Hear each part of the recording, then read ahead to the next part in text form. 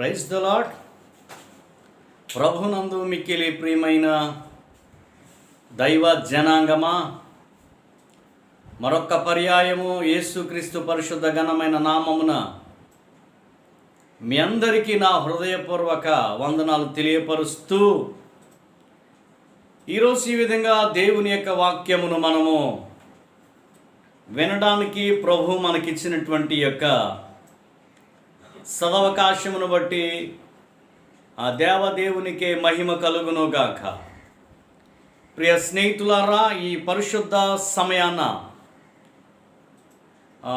ఒక దేవుని వాక్యమును మనము ధ్యానించడానికి వాక్యాన్ని సమీపించబోతున్నాం. కాబట్టి ప్రతి వారు కూడా బైబిల్ తెరచి దేవుని వాక్య సమ్ముఖానికి రండి. మరి ఈ పూట దేవుని వాక్యాన్ని చదువుకుందాం. పరిశుద్ధ గ్రంథములో నుండి ఒక సందర్భాన్ని మనం చదువుకుని కాసేపు దేవుని వాక్యాన్ని మనం ధ్యానిద్దాం. 2వ రాజుల గ్రంథము 4వ అధ్యాయము 38 నుంచి నేను చదువుతాను. కాస్తంత ఒక సందర్భాన్ని చదివి వినిపించాలని ఆశపడుతున్నాను.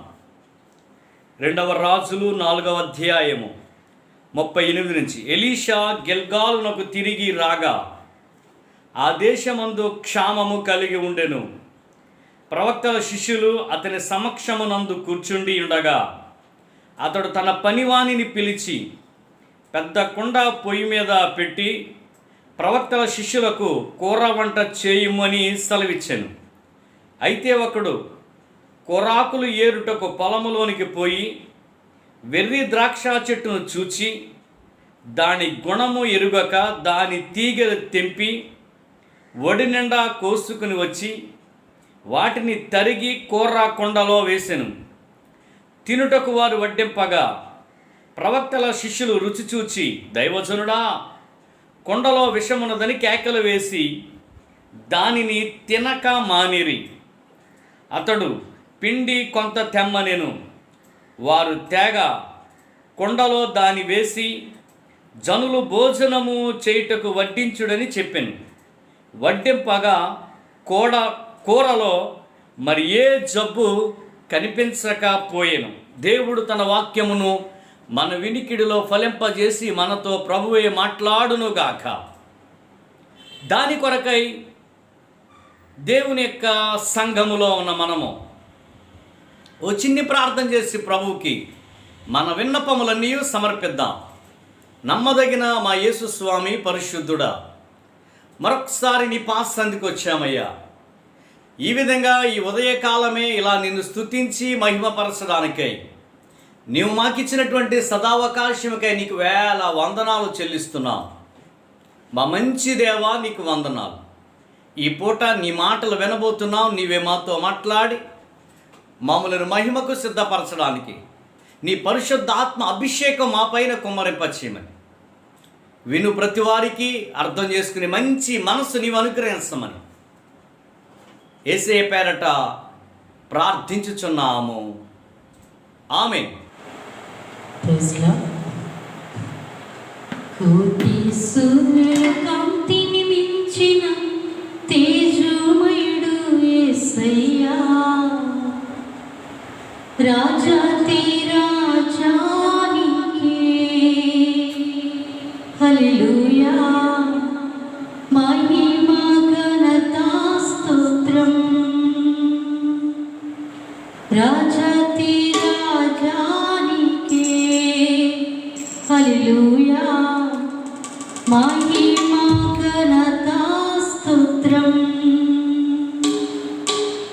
కోటి సూర్యులు కాంతిని మించిన తేజోమయుడు యేసయ్యా, రాజాతి రాజానికే హల్లెలూయా, మహిమ ఘనత స్తోత్రం. రాజాతి రాజానికే హల్లెలూయా, మహిమ ఘనత స్తోత్రం. యేసయ్య మాటల్లో సెలయేటి సవ్వడి, యేసయ్య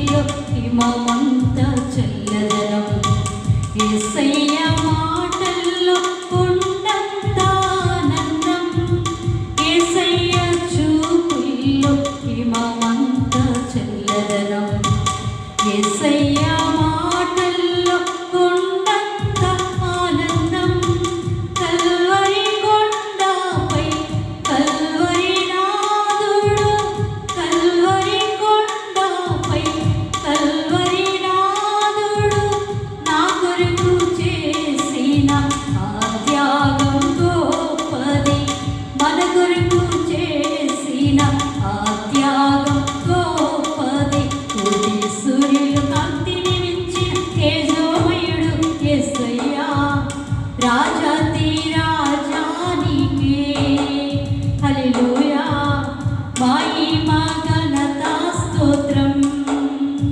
రాజాతి రాజానికే హల్లెలూయా మహిమ ఘనత స్తోత్రం కోటి సూర్యులు కాంతిని మించిన తేజోమయుడు యేసయ్యా రాజాతి రాజానికే హల్లెలూయా మహిమ ఘనత స్తోత్రం రాజాతి రాజానికే హల్లెలూయా మహిమ ఘనత స్తోత్రం మహిమ ఘనత స్తోత్రం praise Lord. Praise the Lord. అందరికీ ప్రభు పేరట నా శుభావి వందనాలు అందరికీ తెలియపరుస్తున్నానండి. మరి ఈ సమయంలో దేవుని యొక్క పరిశుద్ధ గ్రంథములో నుండి ఈ పూట మనం నేర్చుకునే దైవ సందేశాన్ని జాగ్రత్తగా ఆలకించాలని మీ అందరికీ ప్రభు అయిన యేసుక్రీస్తు పేరట మనవి చేస్తున్నాను. ప్రియులారా, దైవసనుడు దేవుని కొరకు అత్యంత రోషము కలిగినటువంటి వ్యక్తి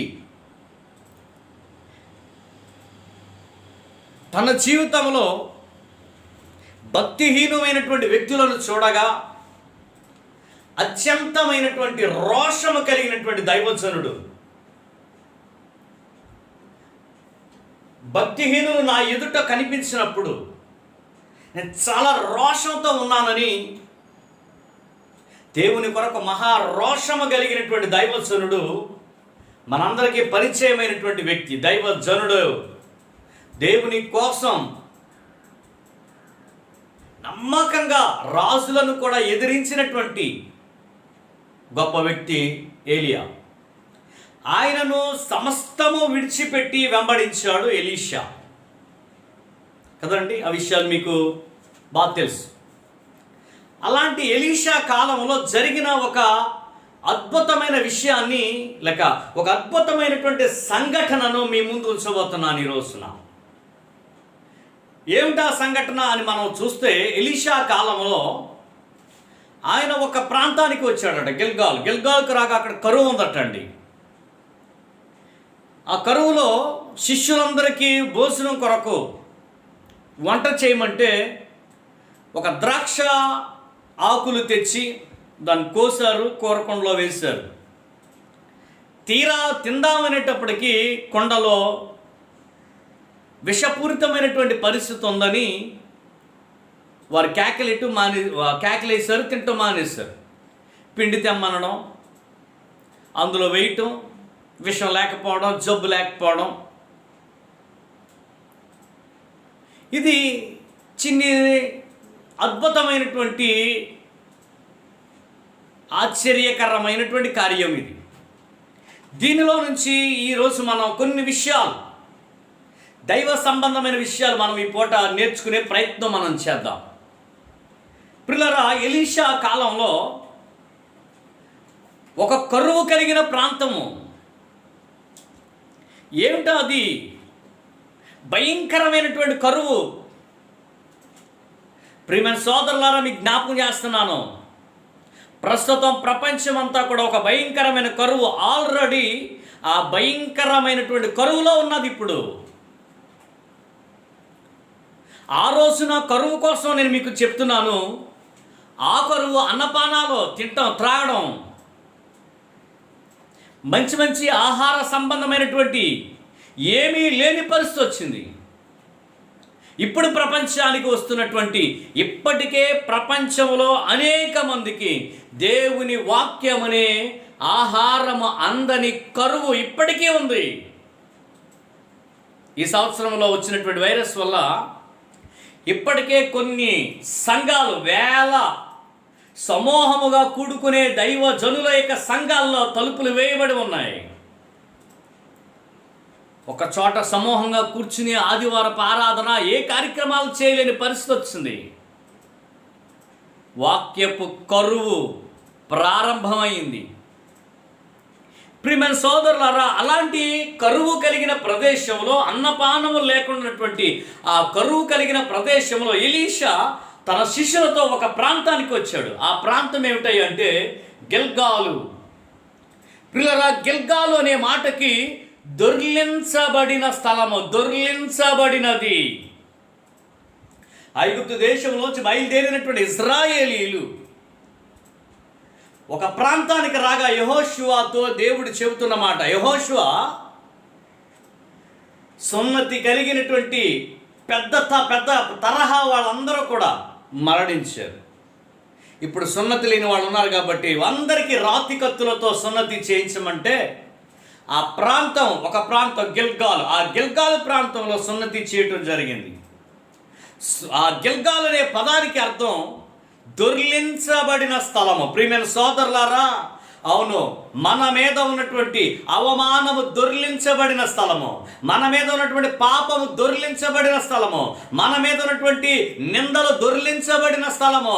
నీ మీద ఉన్నాయని బాధపడుతున్నావేమో, నీవు గిల్గాలుకు రాగలిగితే దేవుని యొక్క వాక్య ప్రకారంగా నీ మీద ఉన్నటువంటి అవమానము, నింద, తిరస్కారము, శ్రమ, శోధన, కష్టము ఇవన్నిటినీ దొర్లించడానికి యేసయ్య ఇప్పటికీ సిద్ధంగా ఉన్నాడు. దేవునికి స్తోత్రం చెబుతారా. గిల్గాలు అనగా నీ యొక్క అవమానమును దొర్లించిన స్థలం. నీపై ఉందనుకుంటున్నావు అది. నీవు గిల్గాలకు వస్తే, లేక దేవుని వాక్యం దగ్గరికి వస్తే, ఏకైక దేవుడిని యేసుక్రీస్తు దగ్గరికి వస్తే, సర్వశక్తిగా దేవుడి దగ్గరికి వస్తే, నీ పాపమును క్షమించే దేవుడి దగ్గరికి రాగలిగితే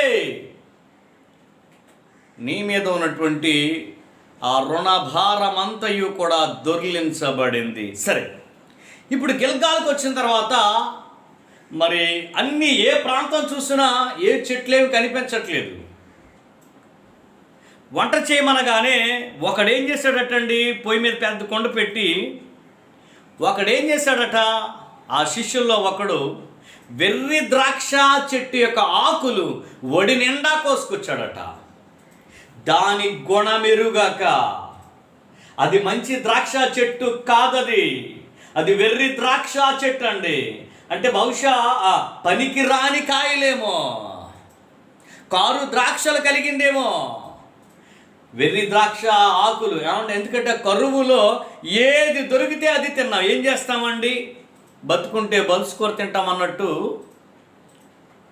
బలుసాకులన్నా తిని బతకొచ్చు అన్నట్టుగా ఏదో ఆకులు అలమో ఏం దొరికితే తినేస్తున్నా. కరువు కరువు కరువు కరువు. ప్రియ స్నేహితులారా, వాడు ఆ వెర్రి ద్రాక్ష ఆకులు కోసి ఏం చేశాడంటే ఒడి నిండా కోసుకొచ్చేసాడు. పొయ్యి మీద పెద్ద కొండ పెట్టారు, తరిగేసి ఆ కొండలో వేయటం జరిగిందండి. ఇక వంట పూర్తయింది. మీరు గమనించాలి, అందరూ భోజనాన్ని కూర్చుండగా పిల్లరా పరిస్థితి ఏమిటయ్యా అని మనం చూస్తే కొండలో విషము కనిపిస్తుందంట. అందరూ ఒకసారి స్తోత్రం చెబుతారా? మీరు గమనించండి నా ప్రియ దేవుని సంఘమా, కొండలో విషం ఉందని వారు కేకలేస్తారు. మామూలుగా అలవట్లేదండి. అయ్యా అయ్యా అయ్యా అయ్యా ఎలీషా గారు కొండలో విషం ఉందని ఎలీషా దగ్గరికి వచ్చి మనవి చేయట్లేదండి. వాళ్ళు ఏదో చేతులు కట్టుకుని చెప్పట్లేదండి, వారు కేకలేస్తున్నారంట. మనవి చేయటం వేరు, కేకలు వేయటం వేరు కదా. ఇప్పుడు వారు కేకలేస్త, అయ్యా కొండలో విషం ఉందయ్యా, ఇది విషపూరితమైన కొండగా మారిపోయిందయ్యా, ఈ కొండలో విషం. ఇంతకీ మీరు గమనించాలి, కొండలో విషం ఉందా, కూరలో విషం ఉందంటే కూరలో విషం ఉంది. కూర వల్ల కొండ కూడా ఏమైంది అంటే విషపూరితమైపోయింది. కానీ ఆ కొండ ప్రారంభంలో మంచి కొండే కదండి. అది చాలా మంచిదా కొండ, చెడిపోయిన కొండే కాదు, ఓటి కొండ కాదు, అది మంచి కొండే. ఎప్పుడైతే వింటున్నారా, ఎప్పుడైతే వెర్రి ద్రాక్ష ఆకులు అందులో పడ్డాయో, వెర్రి ద్రాక్ష ఆకులు కోసి ఒడి నిండా తెచ్చినటువంటి ఆ వెర్రి ద్రాక్ష ఆకులు కోసి ఏమండి ఆ పొయ్యి మీద వేసినటువంటి లేక పొయ్యి మీద పెట్టినటువంటి ఆ కొండలో పోయబడ్డాయో, అప్పుడు అది విషపు కొండగా మారింది. నా ప్రియమైన స్నేహితులారా, ప్రియ క్రైస్తవ స్నేహితులారా, వింటున్నారా ఈ రోజున ఈ మాటలో? అవును, మానవ జీవితమే ఒక కొండ, ఈ శరీరమే ఒక కొండ. కొండను కుమ్మరి ఆయన మంటితో ఎలా చేస్తున్నాడో, మంటితో ఎలా చేశాడో, దేవుడు మన శరీరాన్ని కూడా మంటితోనే మానవ నిర్మాణం కొనసాగింది కదా. తొలిలో మంటిని తీసుకుని ఒక ఆకారమును, మానవ ఆకారమును తయారు చేసి నాసికారంధ్రములలో జీవవాయువును ఓదగా నరుడు జీవాత్మ. మంటితో ప్రారంభమైంది ఈ మానవ మనుగడ, మంటితో ముగుస్తుంది. మంటి నుంచి వచ్చే ఆహారమే తింటుంది, మంటిలో కలిసిపోతుంది. మట్టి. అందుకే పాతకాలపు పాట ఒకటి ఉంటుందండి. చిన్నప్పుడు పాత క్రైస్తవులు, పురాతన క్రైస్తవులు అంటారు,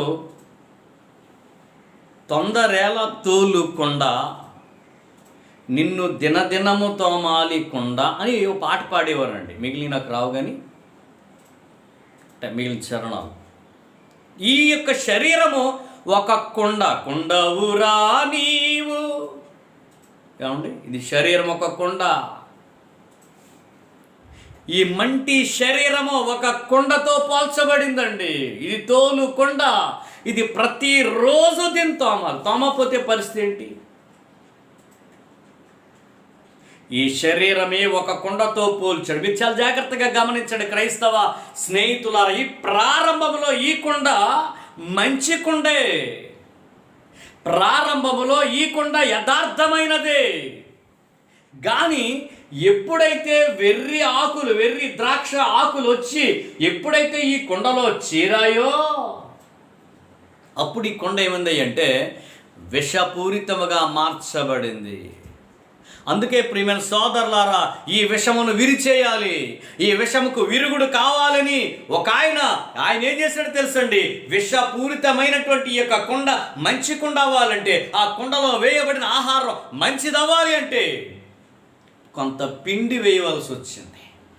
పిండి వేశారు. ప్రియులారా, ఆ కొండ ఏమన్నా చెప్పండి, మనమే. ప్రతి మానవుడిని ఆ కొండ సూచిస్తుంది. ప్రతి మానవుడు విషపు కొండే. వాని మానవుని యొక్క చూపు ఏమంటే విషమైనదా కాదా? మానవుని యొక్క నడక విషపూరితమైనదా కాదా? నరుడు కంటిలో పడిన నల్ల రాయి బళ్ళుమని పగిలిపోద్దట. అంత విషయమండి. మన సోదరుడు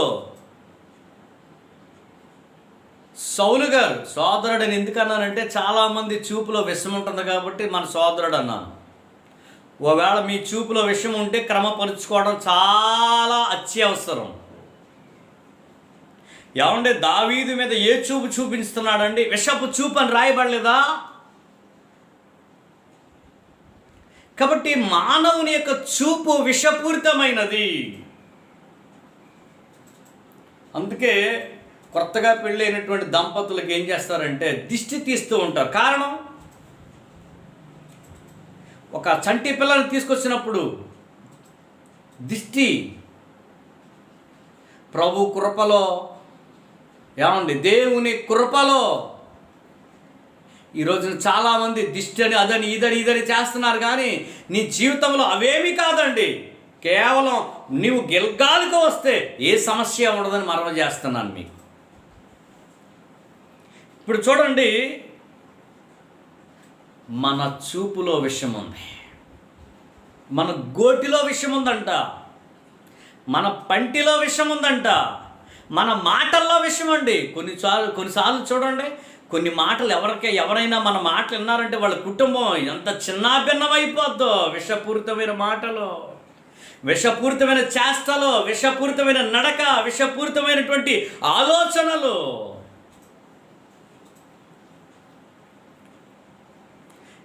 గరికి తిన్న గాడిద వెళ్ళిపోద్దటండి, గడ్డి మరలా చిగురుస్తుందట. పెద్దలు అంటున్న సామెత. గరికి తిన్న గాడిద వెళ్ళిపోయినా గడ్డి మరలా చిగురిస్తుంది. కానీ అదే దారిలో నీవు 10 సార్లు నడు, 10 మంది ఆ దారిలో నడు, గడ్డి కూడా మొలతావు. ప్రియమైన సోదరులారా, నీ నడకలో విషయం ఉంది, నీ యొక్క చూపులో విషయం ఉంది, నీ మాటలో విషయం ఉంది, నీ చేతల్లో పలుకుల్లో ఇప్పుడు విషపూరితమైపోయావు నీవు. కానీ ప్రారంభంలో అలా లేవే. ఆ పొయ్యి మీద పెట్టినప్పుడు కూర ఆకులు పడనప్పుడు ఆ కుండ మంచిదే. బైబిల్ గ్రంథం ఏం చెప్తుందో తెలుసా? ప్రసంగి గ్రంథము ఒకసారి వచ్చిన చదువుతారా, 2-3 మాటలు చదువుతారా ఈ పూట?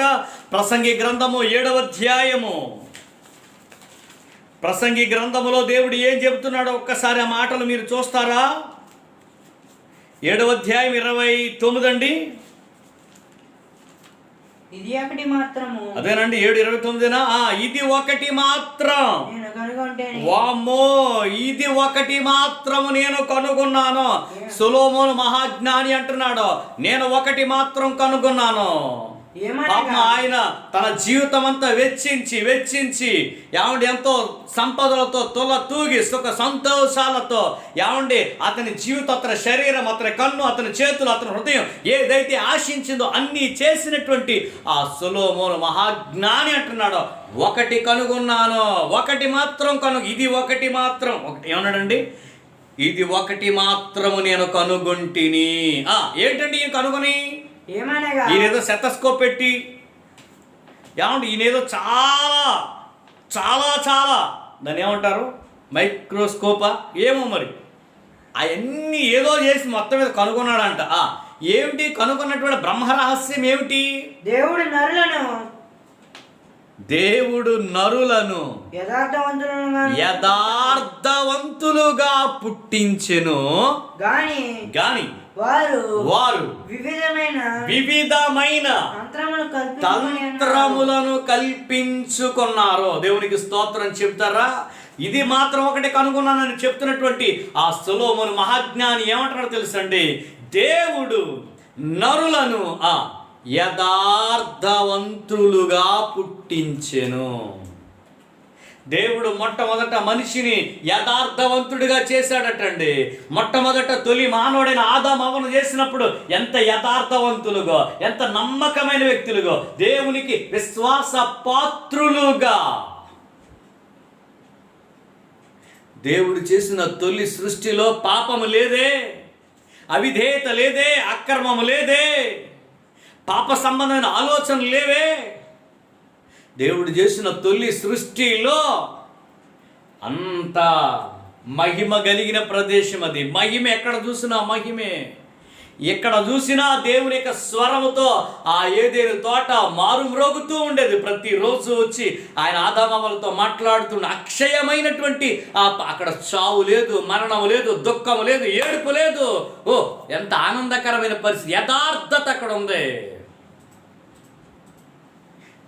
సుమారు కొన్ని వందల సంవత్సరాలు నిష్కళంకమైన యుగమది, పాపము లేని పరిశుద్ధమైన యుగమది. ఆ పాపము లేని పరిశుద్ధమైన ఆ యుగములో మానవుడు ఏ దేవునితో పాటు సంచరిస్తున్నాడో, ఆయన చేయి పట్టుకుని తిరుగుతున్నాడో, ఆయనతో నడుస్తున్నాడో, ఆయనతో మాట్లాడుతున్నాడో, ఆయనతో సహవాసం చేస్తున్నాడో యథార్థంగా. బైబిల్ చెప్తుంది, దేవుడు నరులను యథార్థవంతులుగా పుట్టించెను కానీ మనుష్యులు వివిధమైన తంత్రములను కల్పించుకున్నారు. ఇదండి ఆయన కనుగొన్న నగ్న సత్యం. ఇదండి ఆయన పరిశోధించి పరీక్షించి కనుగొన్నటువంటి అద్భుతమైన సత్యం ఏంటంటే, దేవుడు మనిషిని యథార్థవంతులుగా పుట్టించాడు. మొట్టమొదటి కొండ మంచిదే, మొట్టమొదటి కొండ యథార్థవంతమైనదే. తొలి మానవుడు ఆదాము యథార్థవంతుడే. దేవుడు యథార్థవంతుడు, ఆయన పిల్లలు కూడా యథార్థవంతులే. ఎప్పుడైతే ఆ యథార్థమైన భూమిలో ఏమండి వెర్రి ఆకులు వచ్చి పడ్డాయి, వెర్రి ద్రాక్ష ఆకులు వచ్చి పడ్డాయి.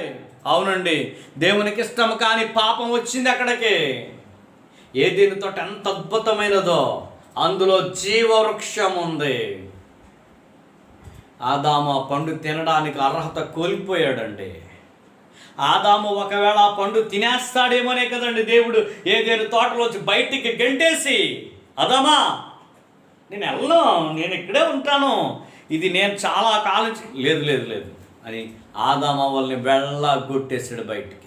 వెళ్ళగొట్టిన దేవుడే మరలా సమకూర్చబోతున్నాడు. దేవునికి స్తోత్రం చెబుతారా? ఏ దేవుడైతే ఏ దేవుని తోటలోంచి బయటికి వెళ్ళగొట్టాడో అదే దేవుడు మరలా సమకూర్చి, నేను మరలా సమకూరుస్తానని చేసిన వాగ్దాన ప్రకారంగా మరలా సమకూర్చబోతున్నాడు. ఏ పండు తినడానికైనా, ఏ జీవవృక్ష ఫలమును తినడానికి ఆదాము నుంచి లేక ఆదామును బయటికి వెళ్ళగొట్టాడో, ఆదాము నిషేధించాడో అదే దేవుడు జయించిన వానికి మరలా ఆ జీవవృక్ష ఫలములు తినిపించి లేక ఆ జీవవృక్ష ఫలములు తినడానికి అర్హత కలిగించబోతున్నాడు. కాబట్టి ప్రియాతి ప్రియమైన సోదరి సోదరులారా, దేవుడు మొట్టమొదట యథార్థంగా మనల్ని పుట్టించాడు, మంచి కొండగా చేశాడు. ఎప్పుడైతే పాపం వచ్చి చేరిందో, ఆ జ్ఞాతిక్రమం అనే పాపం వచ్చి చేరిందో, ఆ రోజు నుంచి ఈ కొండ ఏమైంది అంటే విషపూరితమైన కొండ అయిపోయింది, పాపపు కొండ అయిపోయింది, మంచి ఆత్మ సంబంధమైన ఆలోచన లేని కొండగా మారిపోయింది. పాపపు జీవితం ఈ కొండలోనికి వచ్చింది.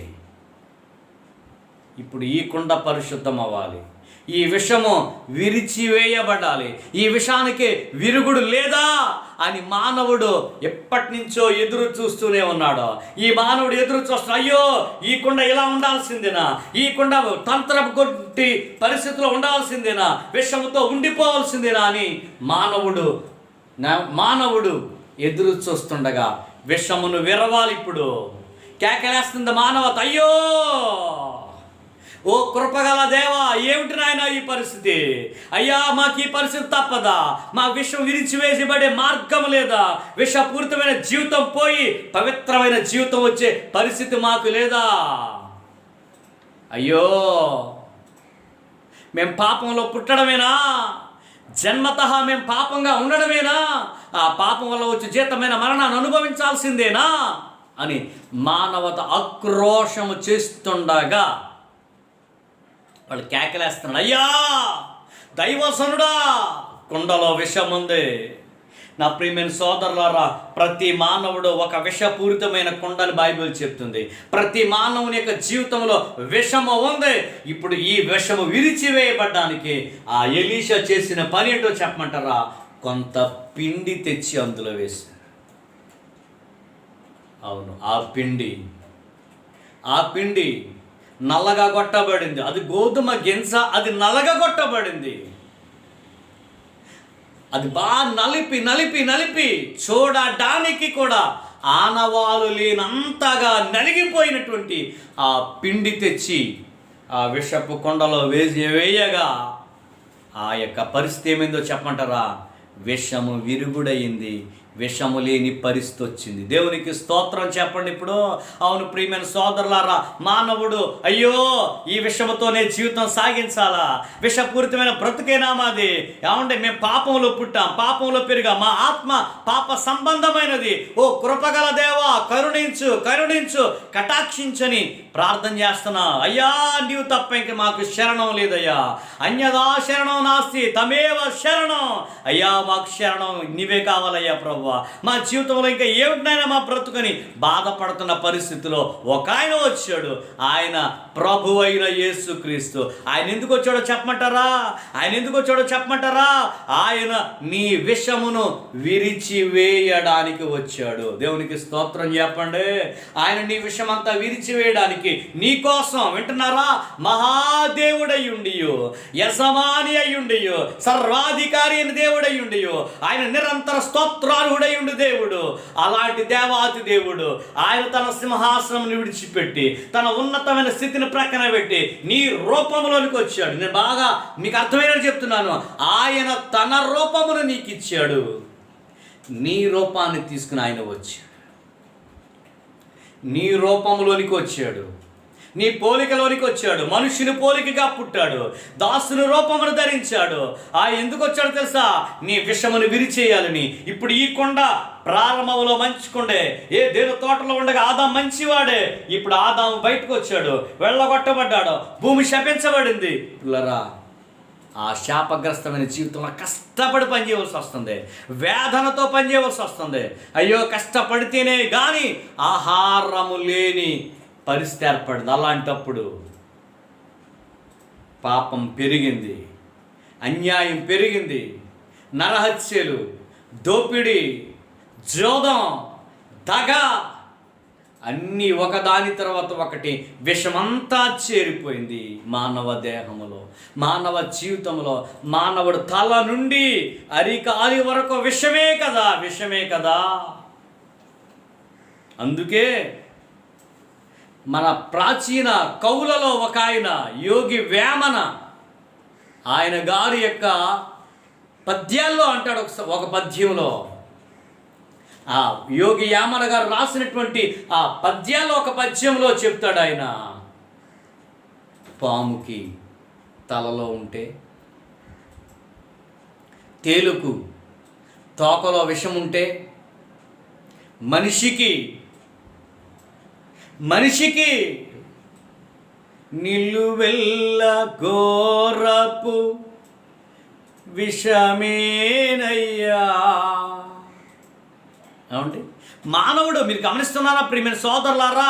ఒక ప్రాణికి, సర్పానికి ఏమో తలలో కనబడుతుంది, ఒక చిన్నిది తేలు తోకలో ఉంది. మరి మానవునికయ్యా తల నుండి అరికాలి వరకు విషమే కదా. ఇప్పుడు ఈ విషమును విరిచివేయడానికి నా యేసయ్య పరలోకమును విడిచిపెట్టి నీకోసం మానవునిగా దిగి వచ్చాడు. ఆయన ఏదో ఒక మతాన్ని స్థాపించడానికి రాలేదు, ఆయన ఏదో క్రొత్త బోధ చేయడానికి రాలేదు, ఆయన ఏదో నిన్ను మభ్య పెట్టడానికి రాలేదు. మేము కూడా ఏదో నిన్ను మభ్య పెట్టడానికి చెప్పట్లేదు ఈ మాటలో. మేము కూడా ఈ రోజున అనేక మంది దైవ జనులు ప్రాణాలకి తెగించి మానవులను మభ్య పెట్టడానికి, ఏదో మా యొక్క స్వలాభం కొరకు, సొంత క్షేమము కొరకు కాదు, కానీ మేము కోసం ఒక మార్గం ఏర్పరచినటువంటి విషము విరిచి వేయగలిగిన దేవుని మార్గంలో మీరు రావాలని ప్రేమతో ప్రాణానికి తెగించి అనేక మంది దైవజనులు దేవుని వాక్యమును తెలియపరుస్తున్నారు. నా ప్రియ స్నేహితులారా, నా ప్రియమైన దేవుని పిల్లలారా, వింటున్నారా? మానవుడు విషపూరితమైపోయాడు. విషపూరితమైపోయినటువంటి ఈ మానవుని జీవితంలో ఒక పిండిలా యేసయ్య నీ కోసం సిలువలో నలిగిపోయాడు. ఆయన చూడడానికి ఆయన రూపము లేదు. ఆయన ఎలాంటి రూపములో ఉండేవాడో సొగసైనను సురూపమైనను లేనివాడిగా నలిగిపోయాడు. నీ కోసం, నీ విషమును విరిచివేయడం కోసం వీపు మీద ఏమండి కొరడా దెబ్బలు, కాళ్ళలో చేతుల్లో మేకులు, తలలో ముండ్ల కిరీటం. ఏమండి, ఎందుకు ఈ బాధ, ఎందుకు ఈ శ్రమ, ఎందుకు ఇంత వేదన, ఎందుకు ఇంత పరిస్థితి? ఇన్ని శ్రమలు అనుభవిస్తున్నటువంటి కారణం ఎందుకో తెలుసా? నీలో ఉన్న పాపమనే విషమును విరిచేయాలి. రోమపత్రిక 2-3 మాటలు చదవండి, త్వరగా ముందుకెళ్దాం. రోమపత్రిక 5వ అధ్యాయము 12వ వచనం అండి. రోమపత్రిక 5వ అధ్యాయము ముగించే ముందుగా 2-3 మాటలు చెప్పుకుని ప్రార్థన చేసుకుందాం. రోమపత్రిక 5వ అధ్యాయము 12వ వచనం అండి. ఇట్లుండగా ఒక మనుషుని ద్వారా పాపము ద్వారా మరణమును లోకములో ఎలాగు ప్రవేశించెనో అలాగే మనుషులందరూ పాపము చేసినందున మరణము అందరికీ వ్యాపించెను, సంప్రాప్తమాయేను. ప్రాప్తించిందంట. ఆహా, ఆ పదం అద్భుతంగా, ప్రాప్తించెను. ఏమిటి? ఒక మనుషుని ద్వారా పాపము, చైనా ద్వారా కరోనా వైరస్, అక్కడ నుండి ఏమండి సామాన్యమైన పల్లె ప్రదేశము వరకు వ్యాపించి, ఎక్కడో పుట్టింది ఇక్కడ రావడం ఏంటి, ఇక్కడ ఉండడం ఏంటి సార్? అదే వ్యాపకం అండి, అదే ప్రాప్తం. హల్లెలూయా. ఒక మనుష్యుడు, తొలి మానవుడు ఆదాము చేసినటువంటి పాప ఫలితము మరణం. అదే మరణపులో అందరూ, ప్రపంచంలో ఉన్న ప్రతి మానవుడు ఆ మరణం అనే బంధకాల చేత బంధించబడ్డాడు. ఎలా వచ్చింది మరణం? పాపము వల్ల వచ్చు జీతము. ప్రియ స్నేహితులారా, విషము పాపం అనే విషయం అండి. నీ చూపులో పాపపు విషం. ఎన్ని కుటుంబాలు పాడైపోయినాయి ఒకసారి వెనక్కి తిరిగి చూసుకో. నీవు చేతుల ద్వారా చేసినటువంటి పాపాన్ని బట్టి ఎన్ని కుటుంబాల్లో వినాశనం అయిపోయినాయి. నీ కాళ్ళ ద్వారా చేసినటువంటి పాపాల వల్ల ఎన్ని జీవితాలు బలైపోయినాయి. నీ తలంపుల ద్వారా చేసినటువంటి పాపాలను బట్టి ఎన్ని కుటుంబాల్లో ఇప్పటికీ అగ్ని అలా చిచ్చు, అగ్ని నువ్వు పెట్టినటువంటి ఆ అగ్ని చిచ్చు ఇంకా మండుతూనే ఉంది. నువ్వు పోయావు కానీ మంట ఆరలేదే. నా ప్రియ స్నేహితులారా, ఎందుకు ఈ మాటలు తెలియపరుస్తున్నావు తెలుసండి? ఇది ఒక విషపు కుండగా మారిపోయిందండి. విషపు జీవితం అయిపోయింది, విషపు బ్రతుకు అయిపోయింది. మానవ బ్రతుకు ఈ విషమును విరిచేయడానికి ఒక ఆయన దిగి వచ్చాడు. ఆయనే ఒక గోధుమ గింజ వలె నలిగి పిండిగా మారిపోయాడు. ఆ యేసుక్రీస్తు ఆ పిండి ఈ విషపు కుండలో పడితే యేసు రక్తమే జయము. హల్లెలూయా. ఆ రక్తపు ఆ ముద్ర, లేకపోతే ఆ రక్తపు గురుతు, ఆ రక్తం, యేసు రక్తం నీలో పడితే విషం విరిగిపోద్దండి. ఇప్పుడు ఆ పిండిలో లేక ఆ యొక్క కొంత పిండి తెచ్చి ఆ కూరలో వేయగా, ఆ పెద్ద కొండలో ఉన్న ఆ కూరలో వేస్తే ఆ విషం ఏమైందో తెలుసండి, విరుగుడైపోయిందంట. కూర్చోండి అన్నాడు ఆయన. కూర్చోండి ఈసారి. ఏంటంటే ఆ కుండలో ఏ జబ్బు లేదండి. ఇది విషపు కుండ, ఇది జబ్బు కుండ. ప్రియమైన సోదరులారా, ఇందులో ఎన్ని జబ్బులు ఉన్నాయో తెలుసా? ఒకసారి చదువుతారా మాట? మత్తయి సువార్త ఒక్కసారి ఆ మాట చదవండి. ఒక్క మాట చదివి కాస్త ముందుకెళ్ళిపోదాం. మత్తయి సువార్త. యేసుక్రీస్తు శరీరధారిగా ఉన్నప్పుడు ఏమన్నాడో, ఈ కొండలో ఎన్ని పాపపు కొండ, ఎన్ని విషం ఉందో, ఎంత పాపపు జీవితం ఉందో ఒక్కసారి ఒక చిన్ని మాట చదవండి. మత్తయి సువార్త 15వ అధ్యాయము. అదే మార్కు సువార్త 7:21లో ఉంటుంది. కానీ ఈరోజు మత్తయి సువార్త 15వ అధ్యాయము ఒక్కసారి చదువుదా ఆ మాటలు. 15-19 వచనం చదవండి. 15 అధ్యాయం 19 వచనం. దురాలోచనలు, నరహత్య, వ్యభిచారం, వేశ్యాగమనం, దొంగతనము, అబద్ధ సాక్ష్యం, దేవదూషణ, ఇవన్నీ విషాలే. మార్కు సువార్త 7వ అధ్యాయం. ఇవన్నీ విషాలేనండి, విషాలే. మార్కు సువార్త ఇంకొక వచనం కూడా చూద్దాం. 7వ అధ్యాయము 7:21. మనుషుల హృదయంలో నుంచి నంబర్ 1 దురాలోచన, జారత్వం, దొంగతనం, నరహత్య, వ్యభిచారం, లోభం, చెడుతనము, కృత్రిమం, కామ వికారం, మత్సరం, దేవదూషణ, అహంభావన, అవివేకము. ఎన్నండి? సుమారు 13. ఇవన్నీ విషయం. ఎంత విషయం ఒకసారి చూడండి. దురాలోచనలు, బతుకుండగానే చంపేద్దాం అనుకుంటున్నారండి. వస్తున్నాడు కలలు కనేవాడు, వాడిని చంపేద్దామని దురాలోచన. ఒక్కొక్కటి దురాలోచన. అందుకే ఒక సందర్భంలో గత దైవ సందేశం ఏవి చెడ్డవి అనే దైవ సందేశంలో ఇవన్నీ మీకు వివరించానండి. నా ప్రియ స్నేహితులారా, ఈ 13 ఎంత విషపూరితమైనవో. దురాలోచన, దొంగతనము, వ్యభిచారం, మత్సరం, కామ వికారం. ఈరోజున ఎన్ని సమస్యలకు పచ్చని కుటుంబాల్లో ఏమంటే అగ్ని రాజీ, ఏమంటే ఆ యొక్క అగ్ని వలన కుటుంబం అంతా దహించబడ్డానికి కారణం కామ వికారం, ద్వేషం. ఇవన్నీ ప్రియులారా విషం. ఈ విషమంతా విరిచివేయపడడానికి పిండి వలె నా యేసయ్య ఈ లోకానికి వచ్చాడు.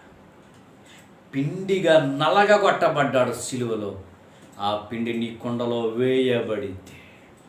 రోమపత్రిక చదివిన వాక్యానికి వద్దాం. చదివిన వాక్యానికి వచ్చి 2 మాటలు చదువుదాం. రోమపత్రిక 5వ అధ్యాయము 16-17 వచనాలండి. రోమపత్రిక. మరియు పాపము చేసిన ఒకని వల్ల శిక్షావిధి కలిగినట్లు, ఒకడు పాపం చేశాడే వాడి పాపం వల్ల శిక్షావిధి కలిగినట్లు ఆ దానము కలుగలేదు. ఎలయనగా తీర్పు ఒక అపరాధము మూలముగా వచ్చిందై శిక్షావిధికి కారణమాయను. తర్వాత కృపావరమైతే ఏమంటే ఒక్క పాపము వలన శిక్షావిధికి కారణమైంది. ఏమంటే ఆ కుండలో విషం అవ్వడానికి ఏమంటే ఒకే కారణం, వెర్రి ద్రాక్ష ఆకులు వేయటమే, ఇంకేం కాదండి. మనము పాపపు జీవితంలోనికి వెళ్ళిపోవడానికి ఒకడు చేసిన పాపము అయితే కృపావరమైతే అనేక విధములైన అపరాధముల మూలముగా వచ్చినదై మనుష్యుడు నీతిమంతుడిగా తీర్చబడడానికి కారణమైనది. ఒకని ద్వారా మరణం వచ్చింది. ఒకని మరణము ఒకని అపరాధము మూలముగా వచ్చినదై ఆ ఒకని ద్వారా ఏలుబడి చేసిన ఎడల కృపా బాహుళ్యము నీతి దానమును పొందువారు జీవము గలవారే మరి నిశ్చయముగా యేసుక్రీస్తు ద్వారా ఎదురు కదా. దేవునికి స్తోత్రం చెబుతారా ప్రియమైన? ఒకరి ద్వారానేమో మరణం వచ్చింది. దాన్ని అన్నాడు భక్తుడు, మొదటి ఆదాము వల్లేమో మరణం వచ్చింది, కడపటి ఆదామైన యేసుక్రీస్తు వల్ల జీవం వచ్చింది. మొదటి ఆదాము వల్ల విషం వచ్చింది, కడపటి ఆదాము ద్వారా విరుగుడు వచ్చింది. డాక్టర్ గారికి రెండు తెలాలండోయ్. మందు ఇవ్వడం తెలాలి, ఆ మందు ఒకవేళ ఏమైనా యాక్షన్ కాకుండా రియాక్షన్ వస్తే దానిని మరలా, మీకు అర్థమవుతుందా? అది వైద్యుడు. నాకు ఇదే తెలుసు, నీకు మందు ఇవ్వడమే తెలుసు అంటే చాలామందికి ఒకవేళ కొన్ని సందర్భాల్లో కొన్ని మందులు మనిషికి పడనప్పుడు రియాక్షన్ వస్తుంది. రియాక్షన్ వస్తే మరలా ఈయన ఏం చేయాలి? దానికి యాక్షన్ ఇవ్వాలి. మొదటి ఆదాము ద్వారా విషం వచ్చింది, రెండవ ఆదాము ద్వారా, కడపటి ఆదాము ద్వారా. నా ప్రియమైన సోదరులారా, ఈ రోజున విషము విరుగుడు పెద్ద కుండ మనమే. ఈ కుండలోనికి విషం వచ్చింది, ఇప్పుడు ఆ కుండలోనికి పిండి వలి నలిగిపోయిన యేసయ్యను తీసుకుందా. ప్రభువా, నువ్వు మా కుండలోనికి రానాయన, నువ్వు మా హృదయంలోనికి రానాయన, నీవు మాలోనికి వస్తే అసలు విషం ఉండదయ్యా. విరుగుడే విరుగుడు.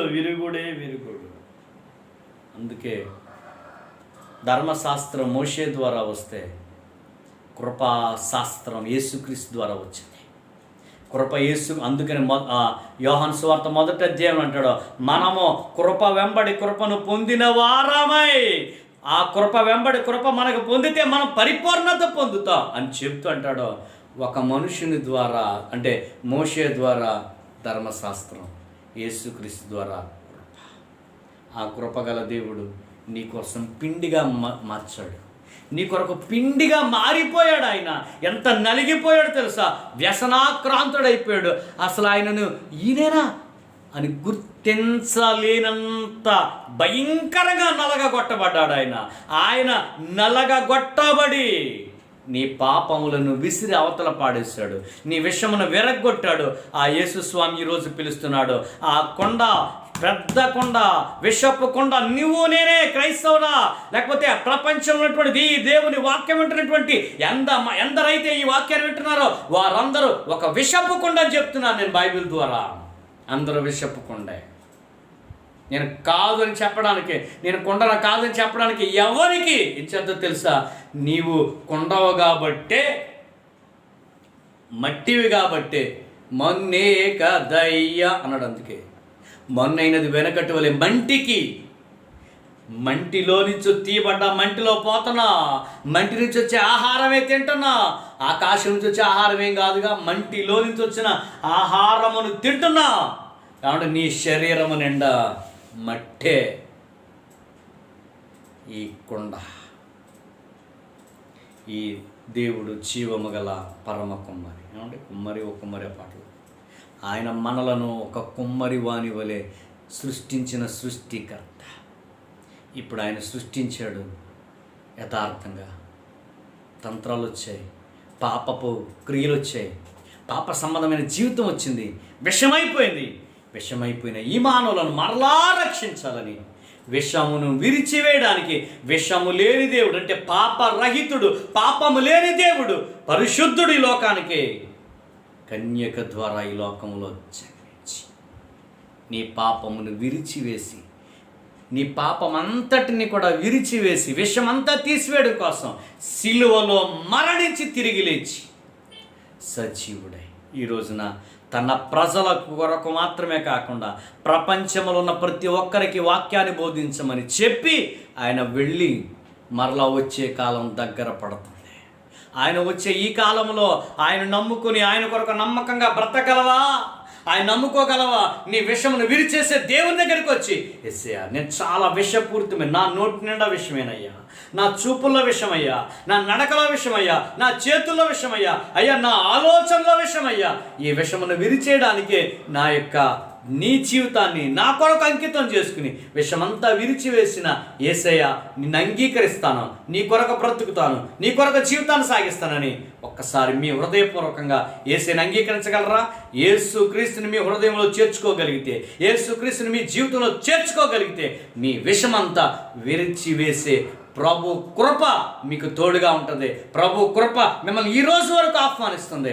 విషము విరిచివేసే యేసు క్రీస్తుని హృదయపూర్వకంగా అంగీకరించండి. ప్రభు కృపలో సాగిపోండి. దేవుడు మిమ్మలను, మీ కుటుంబాలను, ఈ వాక్యమైన ప్రతి ఒక్కరిని అలా నడిపించునుగాక. ఆమేన్. చిన్న ప్రార్థన చేద్దామా? మరొకసారి తలలో వంచుతారా? నా ప్రియ క్రైస్తవ సంగమా, ఈరోజు దేవుని వాక్యాన్ని వింటున్నటువంటి నా ప్రియమైన సోదరి సోదరులారా, చిన్ని విషయం మీ ముందు ఉంచాను. విషము, విరుగుడు. అవును, నీవే పెద్ద కొండగా ఉన్న విషపు కొండ. నీ జీవితం పరిశుద్ధపరచబడాలి, విరుగుడవ్వాలి. దానికి యేసు రక్తమే శరణ్యం. యేసయ్య దగ్గరికి రా. యేసయ్య నీ విషపు జీవితం అంతా పరిశుద్ధపరిచి, పవిత్రపరచి తన కుమారుడిగా నిలబెట్టే ఆయన కృప నీకు సదా తోడుగా ఉండునుగాక. మహాపరిశుద్ధుడా, నీకు వందనాలు. మరొకసారి నీ మాటలు విన్నా. ఈ మాటలు మా అందరిలో ఫలింపచ్చు. వాక్యము వినిపించిన వాక్యమైన దేవా, అనేకుల్లో ఈ వాక్యము ఫలభరితమవ్వాలి. అనేకులు విని విషం విరిచివేయబడే మార్గంలో ప్రయాణం చేసి నిన్ను స్తుతించే కృప దయచి, మహిమ ఘనత కీర్తి నీవే మా ద్వారా పొందుకోమని మరోసారిలా కలిసి ప్రార్థించే కృపను, ధన్యతను మాకు ఇవ్వమని విన్న వాక్యమును అందరిలో ఫలింప చేస్తామని ఆశిస్తూ యేసయ్య పరిశుద్ధ నామములో మిక్కిలి వినయముగా వేడుకొనుచు ప్రార్థన చేస్తున్నాను. ఆమేన్.